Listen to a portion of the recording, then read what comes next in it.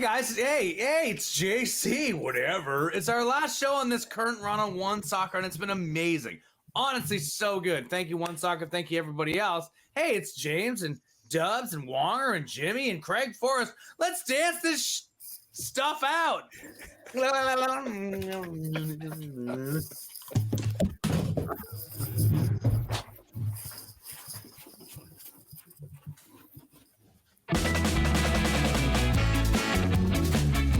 Thanks for tuning in to another episode of Footy Cooks. Today we're going to make a footy pie. First we'll take a little pinch of James Sharman. Then we'll add a big heaping tablespoon of Craig Forrest. Top that off with some Amy Walsh, a little dash of Dan Wong, and of course, some salty Jimmy Brennan. And what do we get? A delicious footy pie. This is Footy Prime on OneSoccer. Let's get this delicious party started. Oh, right. I might try that in my store, actually. Footy pie. Not a bad idea. You didn't come up with that already? No. Oh.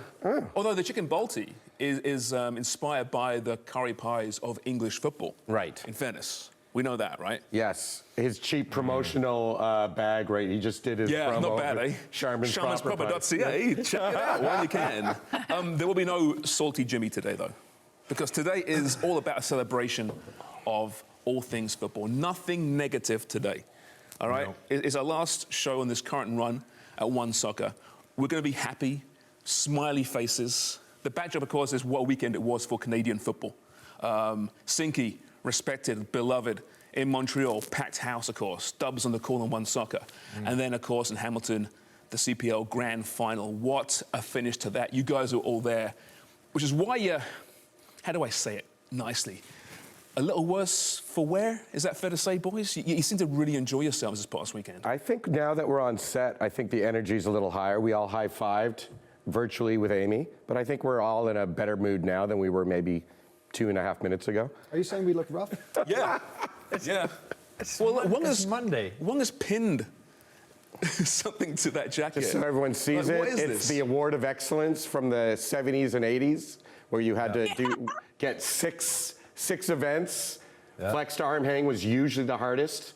But so I got all 6 events back in 1981, I think it was. I got mine next to my the Hall of Fame. Do you have that too? Are you kidding? It's at the top of my list of trophies. Did you at least iron yours? Because that's a shambles. Yeah, well.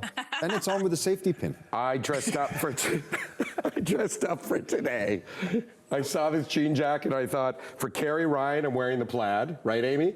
Carrie's been bugging us. I've got all kinds of plaid, and then I thought the Canadian tuxedo. His whole wardrobe there. I do. I'm like, I moved. OneSoccer doesn't know it yet, but I'm slowly moving in. I'm going to be squatting here. He didn't know what to wear, so he wore it all. Yep.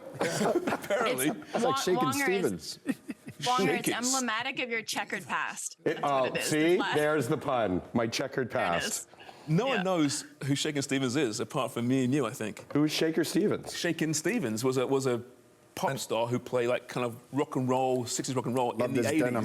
Yeah. Oh. Shaky, one of my favorites, actually. Yeah. I'd take it back. Of course I remember. Yeah, okay, you were there. Living in England. You were there, yeah. So, it's a celebration, right? Anything negative, we're going to come down that person today, right? It's a good time, I think, to be a football fan in many ways. Yeah, you were. Wait a second. I guess we were kind of. Jimmy. That's right. No, but listen, we should celebrate. Listen, there's a lot going on behind the scenes in Canadian football. We know the issues, the challenges. But today, let's look at the positives, okay? What a match it was, for example, in Hamilton this past weekend, and the call on the winning goal, which Jimmy Brennan was kind of involved in, was, I think, going to go down as one of those iconic calls. It was brilliant, courtesy our boy, Adam Jenkins. Take a look if you have missed it. Extraordinary from the corner flag. Service and goals. Borges tries to rebound. Tristan Borges at Olympico in extra time. Are you kidding me?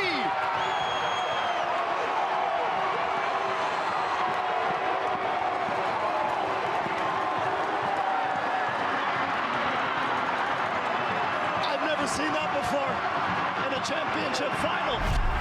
Okay, what a goal, what a call that was. You guys were right there in the stadium. If there was a roof, it would have been blown off, I think. Yeah. Craig, talk us through that, and we'll get to the goal itself, but just the atmosphere this week in the grand final. Yeah, I mean, we have to really go back it up to Thursday night, which we weren't at with the awards ceremony, but we caught it online, and just how professional it looked, this pacing of it.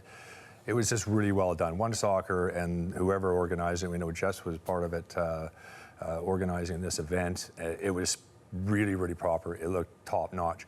And then you move into the Friday. They had training, the organization around that, how they treated the media. The press conference was excellent. The access to players, coaches, talking to them after, during, questions, excellent. I thought both Tommy and Bobby Spurniotis did a terrific job there. And then the game itself organized really well. Unfortunately, for the first 90 minutes, I got to say, that it was a little bit slow. The game needed a goal, and two teams that are canceling each other out for a long period, and just like, oh, you wanted something to remember, and it just had this feeling it was going to go right into penalties. And then the extra time hit, and then all hell broke loose, and we just saw three unbelievable, spectacular goals, and how it shifted from looking like Cavalry's got this, they're going to nick this, to then the tying goal. It was just brilliant. We were just on our feet, and we were pretty much neutral. You know, we didn't have any skin in the game either way. We just wanted to see a really good game. So then it was like Forge coming back, and then obviously, you know, the way the goal, the final one going in, Olympico, was, you know, regardless of the fact that we're not going to be negative on any kind of defending situations, but it was perfect. It was perfect. And we were gobsmacked. I remember Craig and I both going, yeah. And that from Wonga is something, because he's rarely gobsmacked. Usually there's something coming out of that mouth, right? That's how he wakes up in the morning. And we had a great shot. We had a great angle of it too. We were in a, high up the mid stadium, sort of watching it come in, and then watching the replay on the screen where they had the camera was right behind Borges the whole time, and how he turned around to his supporters. It was just a magical shot. So, yeah, just terrific moments, and just how the CPL and everybody else put this organized the whole weekend. It was really, really well done. And I think the whole playoff format really helped with that, because the way it worked with Cavalry and Forge playing and then the winner having the final, it gave them a couple of weeks to set up. So they set up shop, they had fan zones and bands and everything. So, and the weather was perfect. It was perfect. We couldn't ask for anything more from the league. And, Jimmy, you were beside Adam in the booth there. You kept your feet on the ground somehow. Yeah. Was it difficult? He was glued. I was glued. Jimmy's like, yeah, it was okay. Yeah. It was so cold up there as well. And he was bouncing around like a kangaroo. But it was a spectacular goal. All three goals were terrific. They were bangers. They really were. Yeah. And you're right, Greg, what you're saying. I mean, for the first 90 minutes or so, it was a little bit slow. Both teams are canceling each other out. I thought someone's going to get a goal on a counter here. But it wasn't until extra time when it really livened up. And I mean, when you talk about a final, and nobody's going to remember that 90 minutes. They're going to remember that extra time and the goals that were scored. And it was a tremendous atmosphere, and you got to hold your hands up and take your hat off to the CPL and everybody that worked behind the scenes to put on such a terrific event. You know, with Gem Events and Rots and the CPL. And everybody coming together to put. We had so much fun. We did. We did. We had a blast. Absolute blast. The supporters were amazing on Friday night. Yeah. And it all started because I went to the award ceremony, and it was first class. It really was, and I think everybody was surprised. And you kind of looked at it and went, "This is how it should be. Yeah.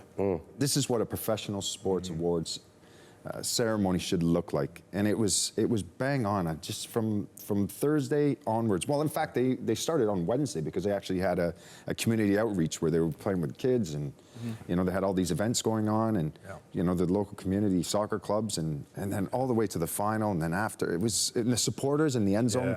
It was great. It was so much fun. Everything was just perfect. You couldn't have asked for a better weekend of football. You could really see why, you know, that's so appealing, because, you know, over the last little while, we've actually gone in with some of the fans at Canada games, Toronto SC fans, and it's just so much fun to be part of that. You see how they've got this, you know, a few thousand people that are really hardcore, and when you have that and you build that, it doesn't matter what community you're in, you're going to really enjoy it. It's just getting to that point, right? Yeah. But in year 5, I think they're way ahead of schedule.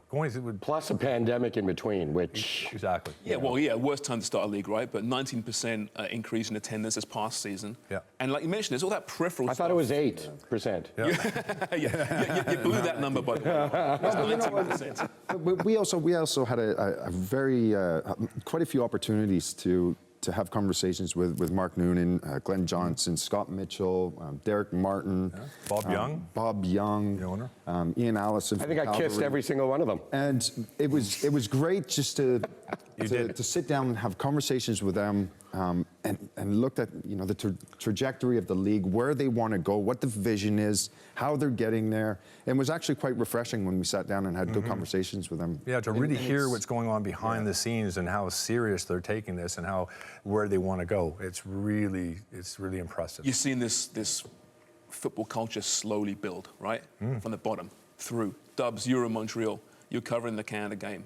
Not a great game again, but a sold-out Montreal who typically don't support the national team too well, but maybe that's changing now. Maybe it is a sinking factor. I'm sure it's a big part of it. But you were there. How was that atmosphere?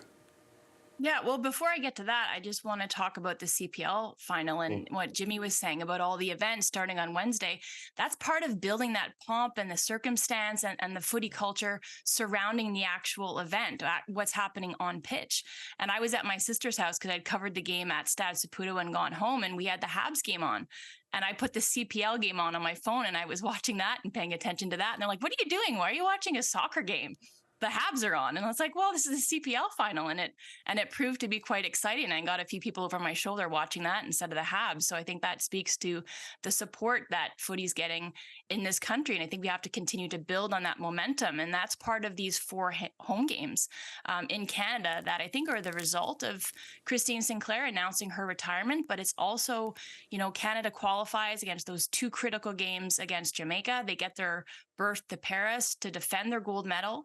The men's team will be playing at BMO Field as part of Nations League. So there's these 5 home games, and it can't be one-offs. Like these are events that have to be, markers at the end of this season, but leading and building to something so that you get that conversation and you keep that conversation going and you keep people talking about these players, what's happening at their clubs. And OneSoccer is doing a good job of that. TSN actually rebroadcast or tweeted out about the CPL final. So we need more people working together to keep talking about these players so that culturally it remains relevant. They remain relevant. And that is a big part of shifting the landscape in this country for the positive, for the better, which is what we're talking about today. Yeah, I think you're spot on, Dubs, in what you're saying. And I think that was everybody collectively was their thoughts was, we've got to work together. We've got to get all the negative people out and separate them from the weeds and get the true people that want to grow this game and get them together. Because you can see what can actually happen when people do work together and try to make it successful. And that's the importance now, is get the people that are worried about themselves, ego-driven, they need to get out of this game. And let the true people that want it to be successful come together and work in unison. Lose the personal agendas. There's 100%. too many for decades. There's too many in this country. And that's negative, so we're not going to go there because we're moving forward here to the positive. But there was a positive. You're bang on, yeah, exactly. And listen, we live in this kind of this football lens, right? So we're straight away football people, so we not always get the best perspective.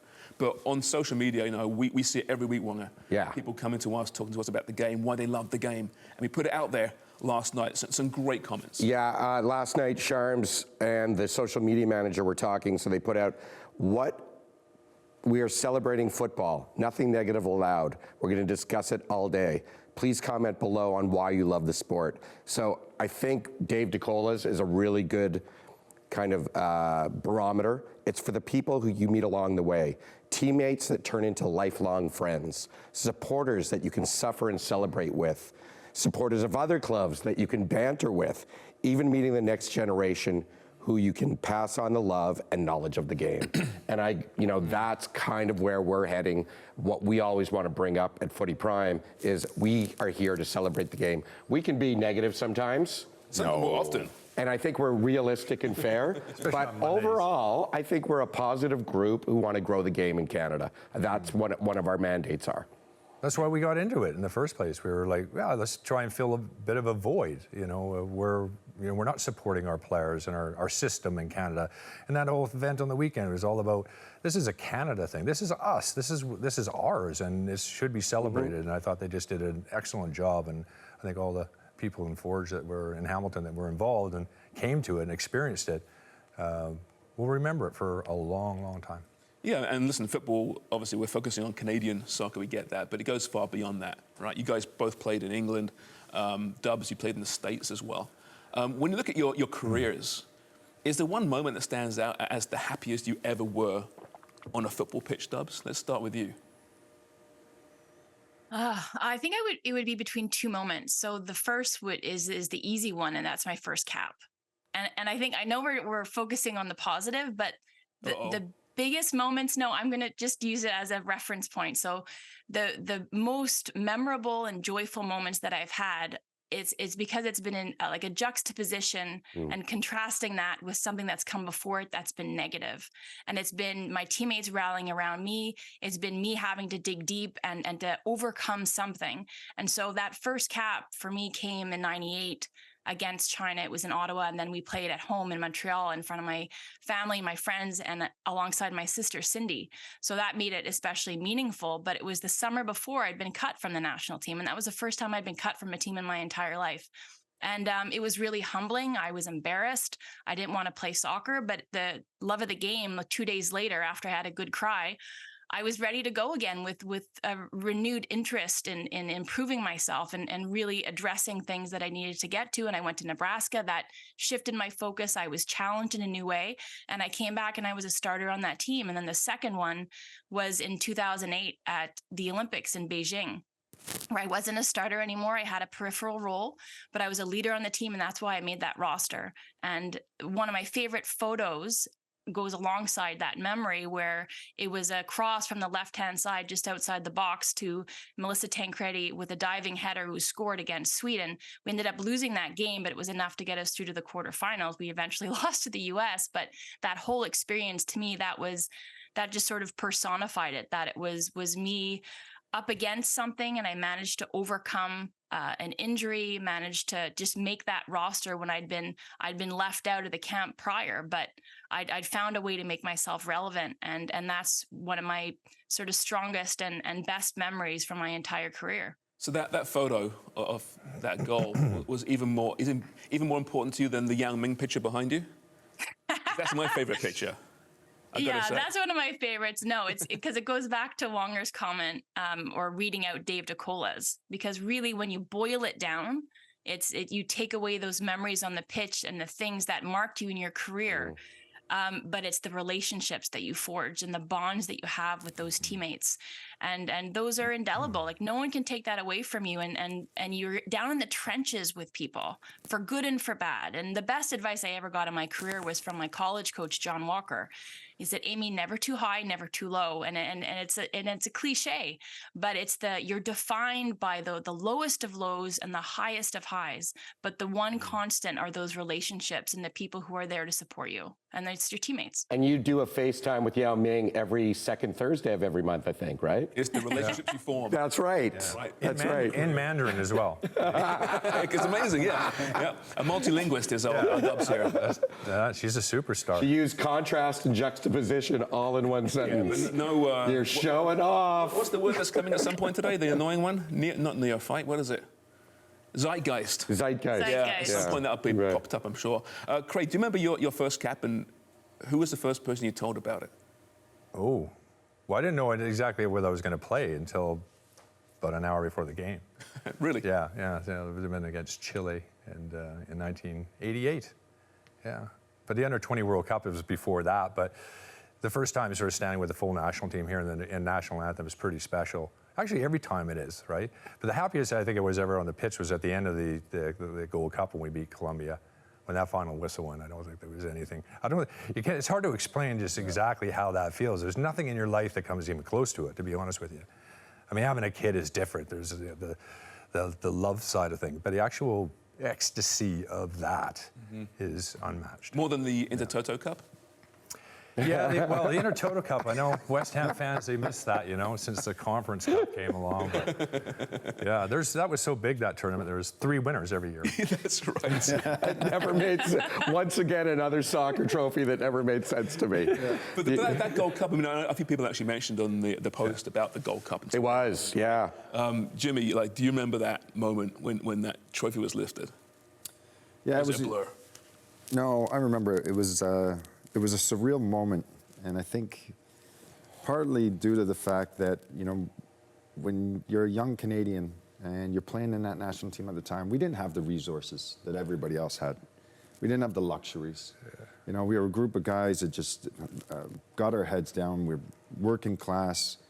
And for us to be able to win a trophy for the country was such an emotional moment, wasn't it? Yeah, and the way we played in the final against Colombia was our best game by far. Yeah. By far. Some of the other ones, timing of goals, a little bit of luck, but the way we played in the final was really, really good. And I think what really got me was, people looked at us and we were always the underdogs, and it didn't matter where we went in the world, it was, oh, you're Canadians, you can't play. Yeah. And if I look at my career, one of the highlights, I think... They were right most of the time. Yeah. I'll give you that. But hey. Negative. Yeah. But if I look at my career, I think one of the individual achievements that I have for myself was being a young Canadian guy. I got cut from provincial teams and eventually worked my way into the national team, the youth under-17 World Cup. And I remember I was saying, I want to be a professional footballer. And you get a lot of people like, I'm not sure about that. I was like, no, I want to play professional football. And one day I want to play in the Premier League. And the amount of people, especially here, that were like, oh, you got no chance, you got no chance. And it makes you even more determined. You work even harder to not only prove them wrong, but prove yourself that you can actually get there as a young Canadian. And when I first went over as well, it was the same old thing, oh, you should be playing hockey, not football. Yeah. And to spend 13 years there and eventually grace the Premier League, I think for me, that was one of the biggest highlights of my life and career. And then all of a sudden you can pick up girls. It was amazing. I couldn't pull a muscle in high school. 12 months later, I was like... Walking around Ipswich, contract in hand. Moonwalking down the pitch. I was on 25 pound a week. Living in the Dewdrop Inn? In the Dewdrop Inn with my landlady making 25 pound a week, but they didn't know that. No, they didn't know that. Yeah, well, you couldn't take them out for dinner, but you could give them free tickets to the game. Oh, I saved up. Yeah. I saved up because we got FA Cup tickets. Yeah. Even youth players from every club. We get 2 FA Cup tickets. And you were never supposed to scalp them, but everybody did. Yeah. And I remember Everton-Liverpool, I think back there in FA Cup final, and it was like... 86 or 89? Yeah. So I was a young lad, like 25 pound a week. So these 2 tickets were going for 10 times. My whole summer was paid for. Wow. Yeah.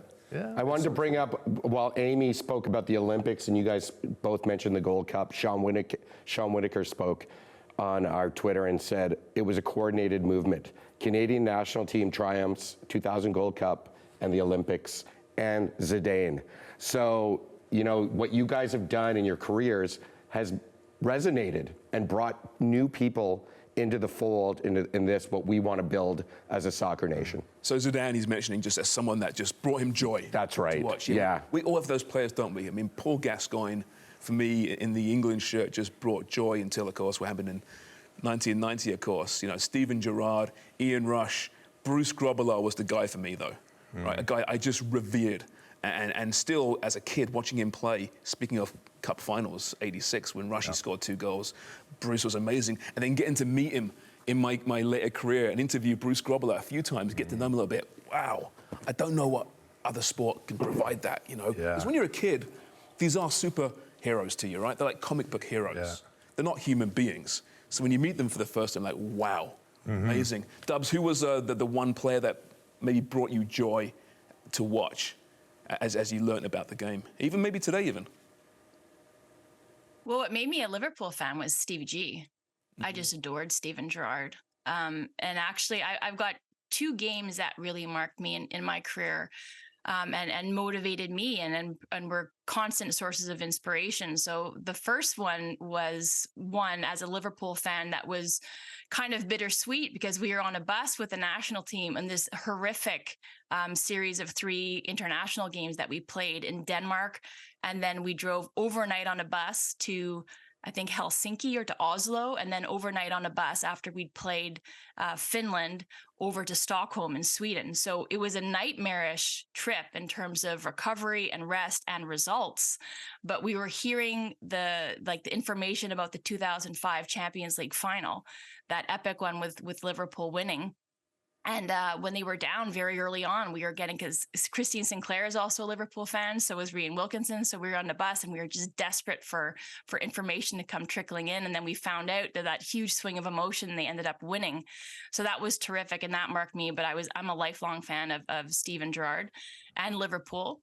And then the other one is in 1994, the Women's CONCACAF Championship was held in Montreal. And I remember watching that game or those series of games and actually being a ball girl at one of them and watching, Canadian soccer pioneers like Jerry Donnelly, Andrea Neal, Charmaine Hooper, and then women from Quebec that I idolized, but then played alongside, and Luce Mongrain and Annie Caron and Isabelle Morneau, and being inspired right in front of me, watching them go and thinking one day I want to do that. I want to play on that national team. And again, I don't want to harp on the negative, but oftentimes, Jimmy, something that you said made me think about it, like the naysayers, when you said you wanted to play in the Premier League and you wanted to be a pro footballer. When I was in CEGEP, so in Quebec, that's grades 12 and 13 after you graduate high school in grade 11. A scout came to one of our games when I was playing for my Champlain team in CEGEP. And she was scouting me, and she ended up picking somebody else at that game. It wasn't my best. And she said to me, she didn't have to say anything to me because she just wanted the other girl on my team. But she said, "You'll never play at a higher level than what you're playing right now." I was like, "F you, lady." And you never want that to be your sole source of motivation. But it did. It just lit a fire in me. And from that moment on, I'd watched the women play, I think probably 2 summers prior. And that was my goal. I wanted to be on the Women's World Cup team and go to a World Cup. And I did it. And I played 10 years with the national team. And so that wasn't the only thing that was certainly a spark for me to light that fire and to spur me on in pursuing my dreams, which I did. So you should be grateful for that comment she made. Yeah. Without that, you may not have made Olympics and World Cups, quite honestly. I'm not giving her that much credit. Jimmy, how about yourself? Which player growing up brought joy? And also, I want to talk about, players, maybe when you became professionals, you realized, man, I'm on the same pitch as this person. And it gave you a little bit of, you maybe not starstruck, but maybe got the old butterflies going. But yeah, to start with, who was that player? But also the confirmation that, hey, I'm at a level that I should be on this field. Yeah, I think, Dub's favorite player, I was fortunate, we played against Liverpool in the Prem, and I was playing center midfield against him. And how'd that go? No, he was good. he was really, really good. And I started spraying a couple, but then he sprayed a couple, and I was like, oh man, this guy can really hit it. But for me growing up, I think it would be a time that I really remember was when Holland was playing Canada, and it was at Varsity Stadium, and I was young, and that Dutch team was just, it was stacked. Some of the players were fantastic and just world beaters. And one player that really stood out was Frank Rijkaard. I loved the way that he played, the way he controlled the game, his presence, his movement. And I was young, and I'm watching him going, wow, like this is a level that you got to get to as a young footballer, and how hard do you got to work to get there? And it was always in the back of my mind. That's why he was always one of my favorite players of all time. I always watched his career. And then because I was first 45 minutes was unbelievable. Oh, it was nuts. They had Rijkaard, Ronald Koeman in the back. Koeman. Roy Hullett. Was Van Basten there? No. No, probably retired by then, right? No, but their lineup was ridiculous. Burkamp. Yeah. Yeah, no, some of the best. Yeah. But it was great for us young Canadians where we were looking, going, wow, like these are some of the best players in the world, and we had an opportunity to see them, playing against our national team. And, I think they influenced a lot of people. And, growing up, because I was a lefty, I loved Paulo Maldini, I loved Roberto Carlos. I was a huge fan of Ryan Giggs. And you always watch them closely because you wanted to pick up little things that they did in matches, how they got an edge or their movement off the ball, and how do they always find this little bit of space. And so you're constantly watching, and that's why it's important for young footballers. Watch your idols. Watch professional football. See what they do, and you take little bits of every footballer that you really like, and that's who you become, and that's who your DNA is after. It's not, you just don't make it up. It's collectively watching footballers and learning your trade, and I did that off of them. I constantly watched all those players. You mentioned Grobler. He was my guy as well. I got a picture with him at Empire Stadium back in the day when he was with the Vancouver Whitecaps, and then he got picked up by Liverpool. It was like, whoa, somebody else thinks he's as good as I think he is, right? And then years later, wasn't that many years later, I guess, walking out at Anfield next to him, playing against him at Anfield, that was pretty difficult to take. Like, trying to go out there and perform, like, I was just like, we knew each other a little bit. We had met before. He knew exactly what I thought of him.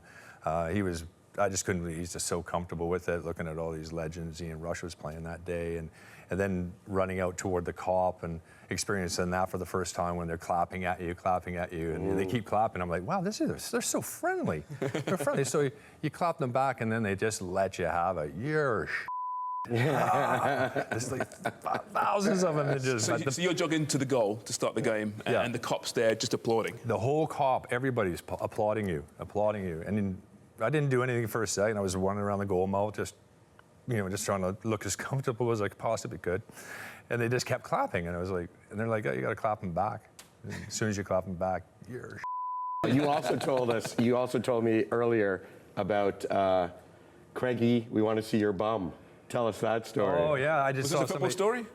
You're going to hear it in 2 seconds. Yeah, because I'm doing a podcast for Ipswich, an Ipswich talk one over there in the UK this week, and somebody mentioned about the chant about they wanted the fans or Craigie, show us your bum. And they said, did he come? What was he with the request? Did it actually come through? He's like, oh yeah, oh hell yeah. Oh, so you did?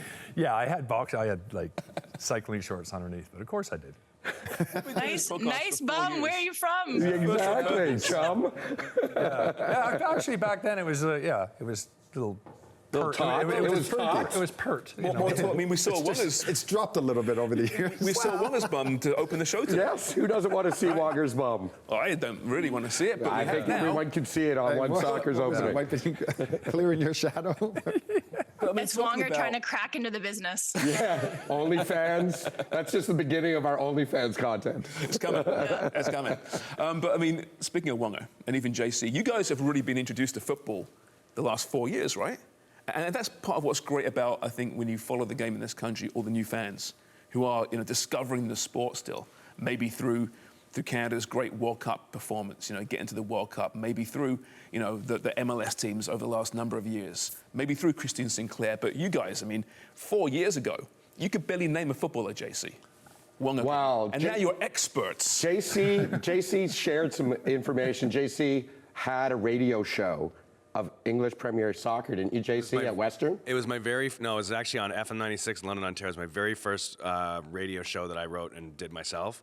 And I pitched it to this station that I was a regular guest on all the time, and they let me do it. So it was 30 days of it was called Yaver's World Cup Dates, and every morning I would watch Craig Forrest, and I'd rip off what he said about the game. And then I would do my 5 minutes on the radio. But every day I'd be hanging out with Craig. So it's kind of cool.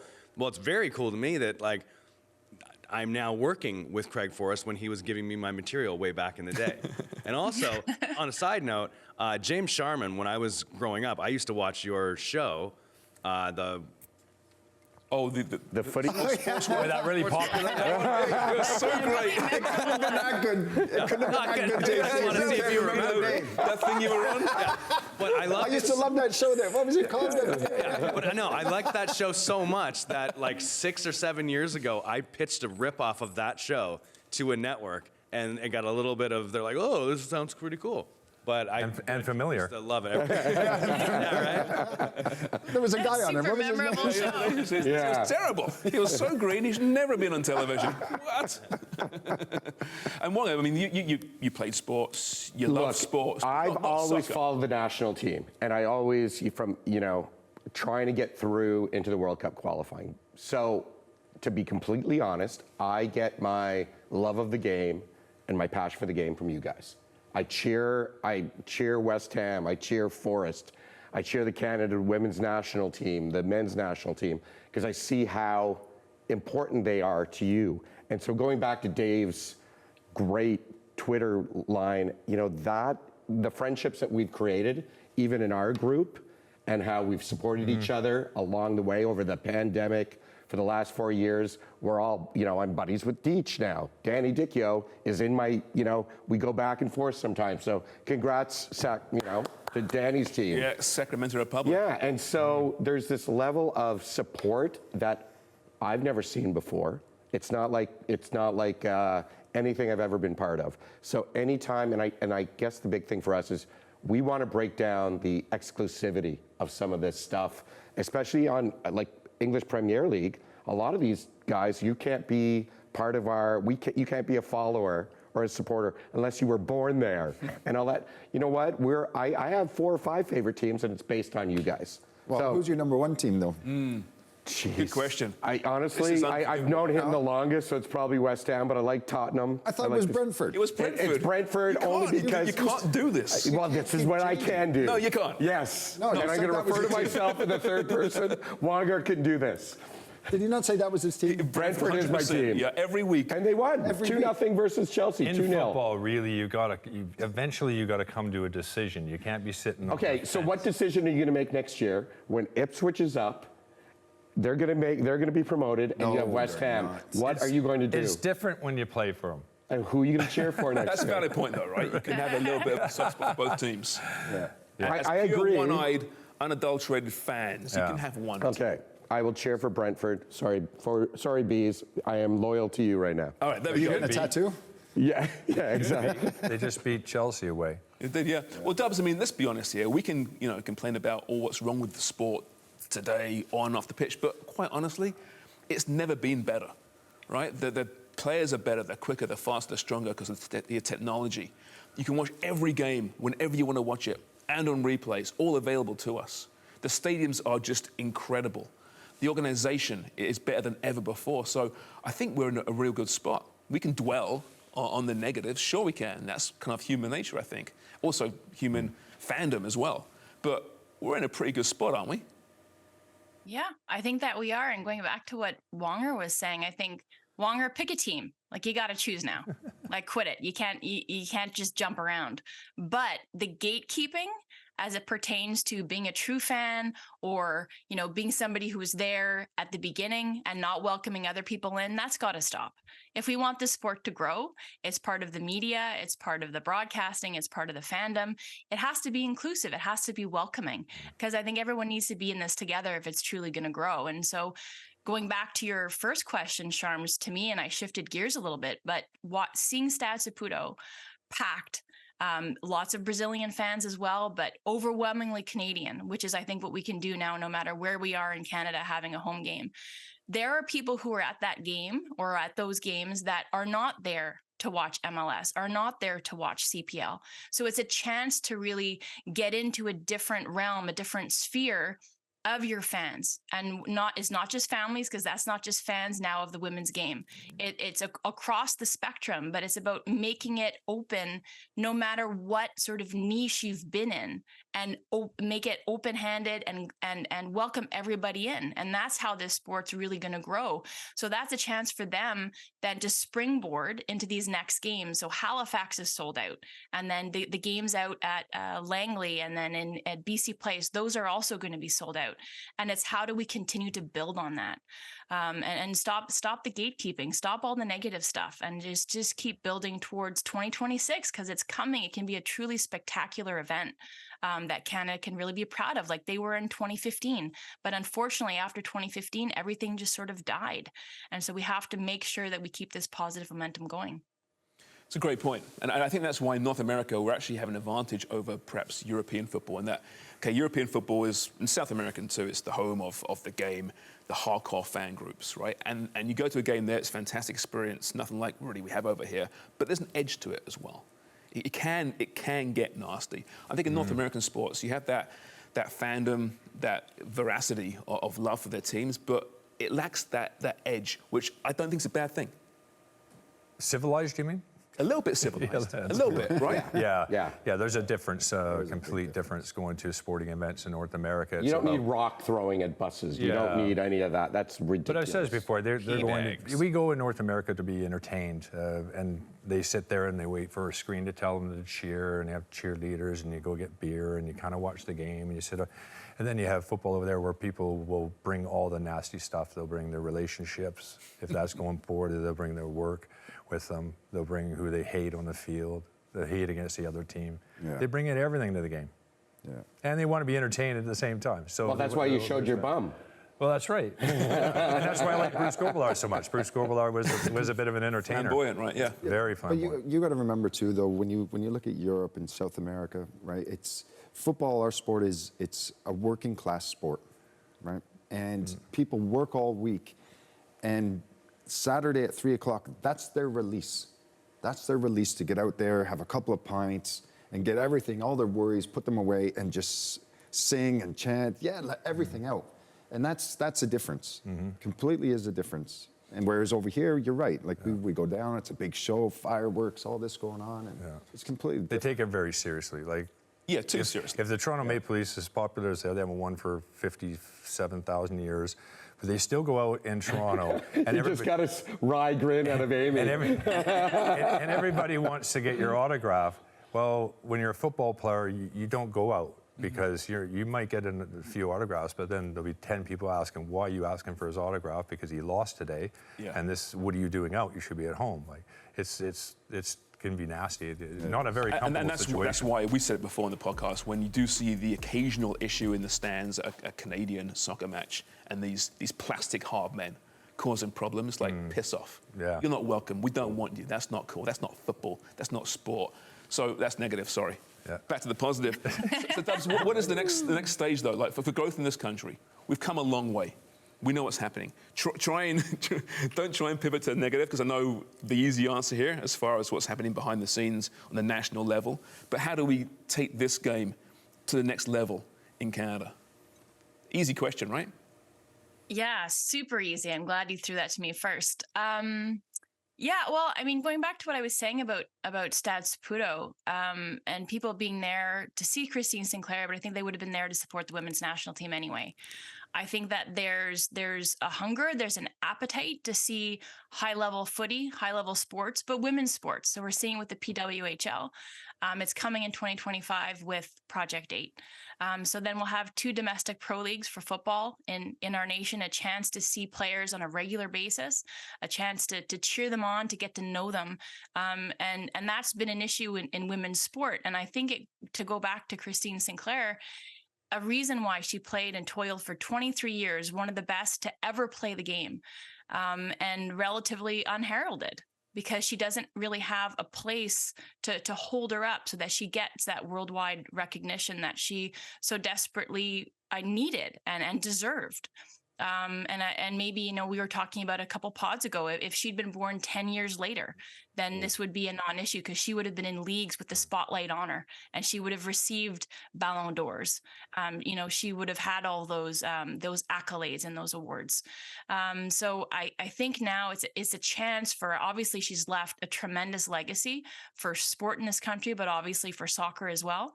But it's a chance, she's blazed a trail, and now there's going to be the infrastructure for these young women to be upheld in the way that they deserve to be. And that's part of how we build in this country. It's creating places for the entire ecosystem to thrive, not just for young men, but for young women as well, and for everything that surrounds the sport, not just on the pitch.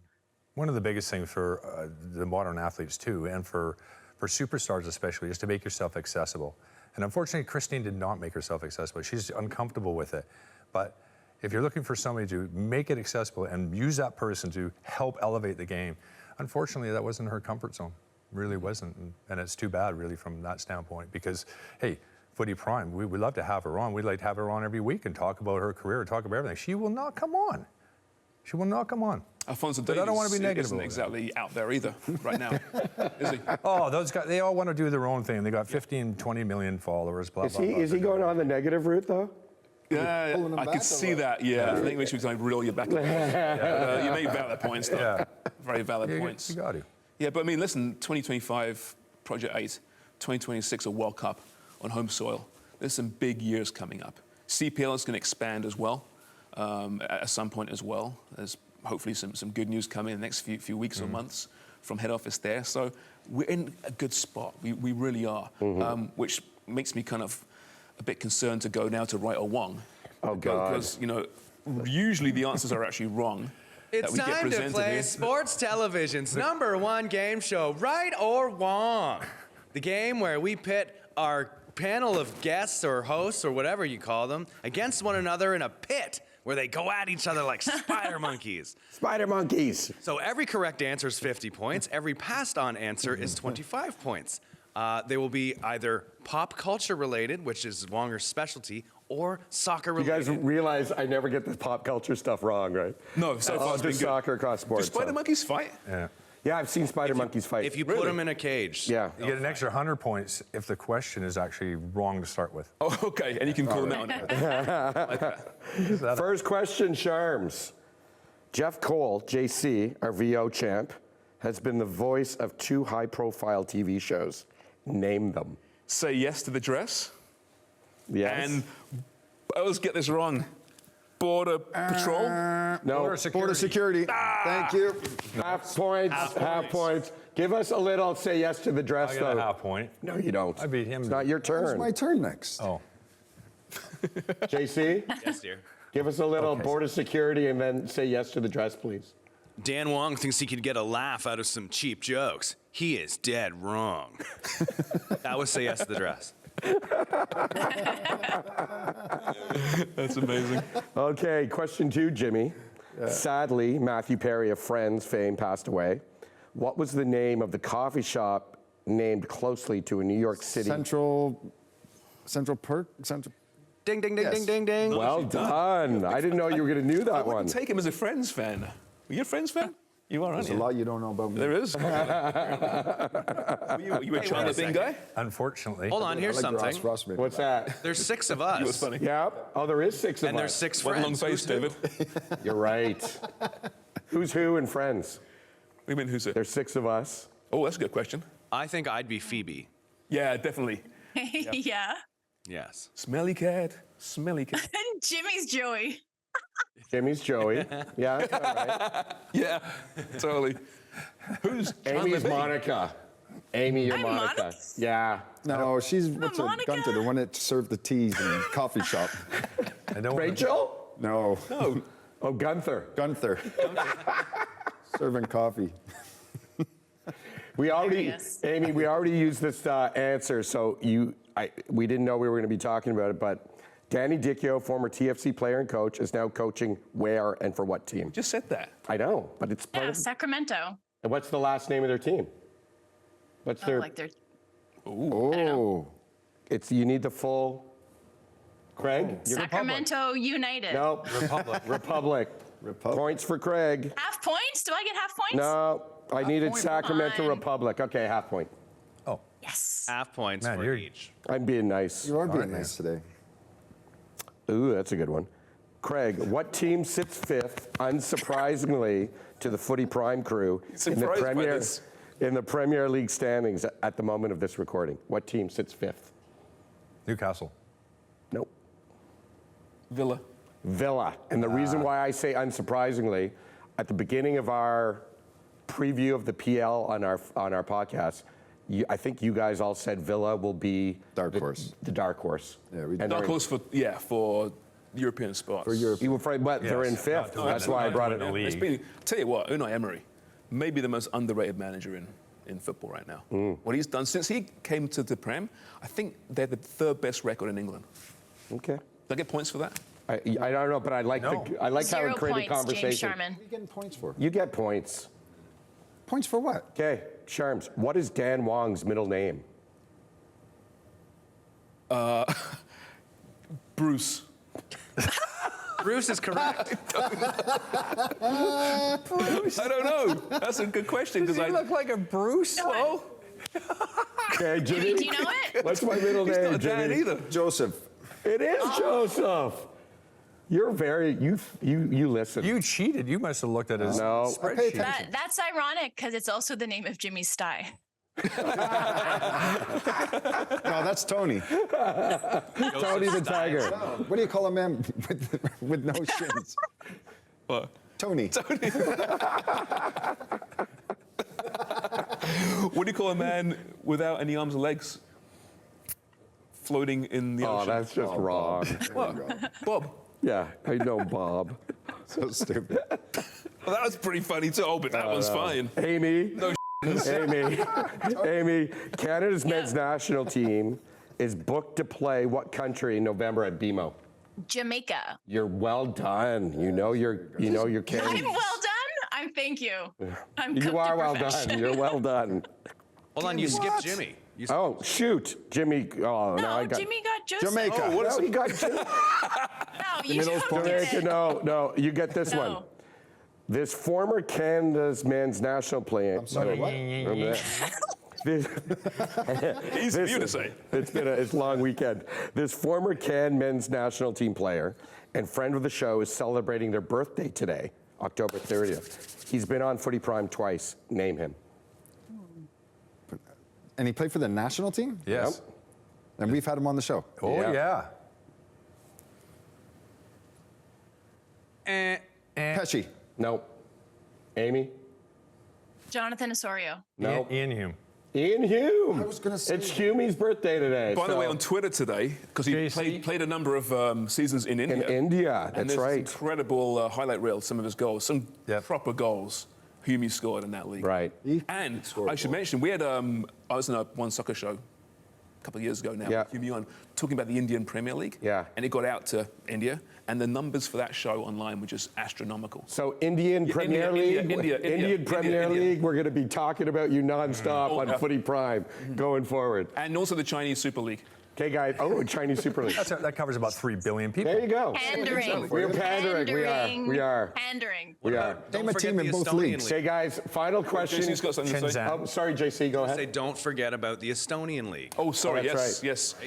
yes. This, successful in the parlays. That's right. Lamandaloo. Okay, here's the question for Craig. Spell Smirniotis. Oh, that's a good one. What do you mean it's a good one? see his For face? you? I know, it's awesome. That's why I knew it. Okay. S-M-Y. Don't look at me. Oh, I thought you'd be like saying, There's more letters. There's No, more. no, because That's you get it just wrong. me. I'm going to jump N. in there. Start over. S-M-Y-N-I. No. Neo. SMYRNIOTIS. You got it. Boom. And also BOBBY. Yes, Robert. Do we have the totals? Bob. We Again. do. It's wow, it's an interesting one. In absolute last place is, well, actually, Craig, unfortunately, is in very last place with only 50. But the winner for today, the How did I final get 50? the final episode, It sucked. final episode of Right or Wrong, the winner is Mr. Jiminy Brennan. Oh, That's your Bring it over. back to back, right, isn't it? very impressive. How did Jimmy win that? I'm not entirely sure. God. I got JC Smirniotis missed right. my, That's got to be my double, one surely. and only big one. You didn't even give me a full point. Bobby Smirniotis is going to be upset with you, No, Craig. the last question. Shook hands with him nonstop, and you can't spell his last name. No, I got Ian Hume, full one. Full points for you. Oh, wait a mate. minute. Oh. No, was that a first? No, that was half one. Yeah, it's Oh, a was it That half was a one? half. So Yeah. Yeah. Okay. 75, 75. Oh, that's Nice right. try for Everybody us. else got 75. Okay. But Jimmy got 100. So no one embarrassed themselves this time. No. It's not even It's you, one. spectacular. Hey, Just Wonger. did I get Yeah, all the just answers Wonger. right for the first time? Yeah, you All the did. questions even. Right or wrong? Right or wrong? You did miss Jimmy, though, in one question. I'm you not weren't great. saying I did it perfectly. I said I got the questions right. So that's the first step. You know, in a trivia show, you have to get the answers right. Fair enough. So Fair enough. I got them. Dan needs a kiss on the shoulder. Thank you. Keep hitting on me, JC. You didn't even put the jacket on. Well, I was, you know what, with the jean jacket and the jacket, it's And a lot the of work. Center of Excellence thing or whatever. That award of excellence. Award of Excellence. And the Phoned bobby it in. pin would have got all caught up. Oh, right, fair enough. You know, we did actually discuss doing our own Footy Prime version of the Awards of Excellence. We have great ideas, by the way, which we never follow through on. But maybe we should start doing this. Maybe. Who would win that, do you think, at this point? Oh, probably Dubs. Amy or Jimmy, I think, on the top. Jimmy? Jimmy. Why Jimmy? No way. Look at him. He's taut like a tiger, and he's got a friend to help him out. Got a tiger tush. Tight. I think Dubs would crush us all, actually. Yeah, she would. probably. When she said yesterday, we were on our podcast, and Dubs goes, "Oh yeah, I just jumped on the bike. That's the last thing you and I would ever do." It's like, "Oh, I just stuffed my face with a pepperoni pizza." Well, we're almost done, but I think it's been a success, a celebration of the game. I was concerned that would deviate to the negative, right? And it is Not easy bad. to. Not bad. But we've done really well so far. Very, very positive. What is at this point, Craig, for you, what is the main reason you still love football? Is there one emotion that you take from it, or what is the reason that you get up each morning, watch a game, research some news, listen to a podcast? You mean I don't know. I really don't know. he doesn't get up in the morning. He watches a replay at 5 o'clock. Yeah, exactly, yeah. Yeah. Or he watches it from his bed, like the video that Walker. Yeah, exactly. At this point, it's about, relationships of guys and as well as the fans, the supporters that we get in touch with and we talk to, and those relationships that have, really gone on and on. That's really what I do it for now, and trying to connect with people in Canada and give them a good connection to the game, and people like Dan Wong that, that don't know the game quite as well, and everybody's welcome. We've got enough soccer fans in this country to make a go of everything. It's just that it's fragmented, but if we all get together here and work together, it could be something really, really special because we have enough of us. And once again, be inclusive, like Amy reiterated. Like, it is really important to reach out and give people that experience. Because when Amy, Craig, and I were in the Voyageurs at that Honduras game, that was the first time I've ever spent time with the Canadian supporters. And I think that's the same for you and Amy, Craig. Yeah. And we had a spectacular time. So much fun. Right? And those are those experiences that I'm like, I now want to cheer on Canada at every chance. Yeah. And there was one more thing that I wanted to talk about was we were at a match, and back to where Amy says the contrast. Remember, Canada played the US at the beginning of qualifying for the World Cup. You, Craig, JC, Deech, and we were all there, and there was about 8,000 people, it looked like, in the stands. Yeah, it was a Nations League game. Yeah, but it was for qualifying, right? It was still part of that OCT or SEC? No. No? No, it was 2019 when they beat the States the first time. It was one of John Herman's biggest early successes. Right. I think Fonzie, was that Fonzie's his first goal for Canada, for sure. Might have been. We had a so. star-studded lineup, and so did they, to be fair. Yeah. And we were sitting there thinking, wow, look at this team. This is interesting. Yeah. Didn't think we thought they would have qualified for a World Cup. But that was one of the most important results in recent history. Yeah. Because you got the fan base alive for the first time and inspired, I think. Yeah, and so that contrast from that game, that match, to the one Jamaica that we talked about last week, where they qualified minus 30 and the place was rocking. That and that Azteca, like, these are those things that spur you on and say, hey, not only do we have a chance to grow soccer, it can flourish here. Yeah, but those home games is about giving the players a chance to play in front of the fans. But on the flip side of that, it's giving the fans a meaningful experience, something that will be memorable for them. Like we saw in that thread, Sharms, that you put out, so many people with their own unique experiences, but tied to a memory of themselves in the stands or with family, something that really means something to them, that is unforgettable. And that's what these games are going to give them, like this run of games for Christine Sinclair, just to see her off properly, to give her that send-off. And by the way, Rob from the Voyageurs, go to voyageurs.org. They're raising money for a fabulous TIFO to really recognize Christine Sinclair. And they need money to do it. So you can go on there and just donate as much money as you can, $5, the cost of a cup of coffee, and it'll go a long way if a lot of people do it. And it's part of creating that collective experience and tying you to other people, to their experience. And that's what we need to bleed into to create that culture here in Canada, because really soccer is nascent when you compare it to South America, when you compare it to Europe, when you compare it to the rest of the world. So we have a chance to really create lasting, memorable memories here in Canada, and you can be directly tied to it by being in attendance at those games. Yeah, be a soccer fan. Don't be a Premier League fan or a Serie A fan. Yeah. Or, if you like soccer, you'll like CPL, you'll like MLS, you like any football you get a chance to watch. So do that. It's so important, because we are, like you said, we've got a lot of potential in this country. And we're not where I think a lot of people are saying we are as far as being a soccer nation just yet, but we're getting there. So thank you very much for joining us. This little excursion on Footy Prime on OneSoccer. You can catch us on Twitter or X, on Facebook occasionally, Instagram, YouTube, where we're doing our shorts. TikTok, we're everywhere. And catch our podcast on Sundays, Wednesdays, and Fridays. Thank you so much, everyone. It's been so much fun. Hope to see you real soon. Cheers for watching.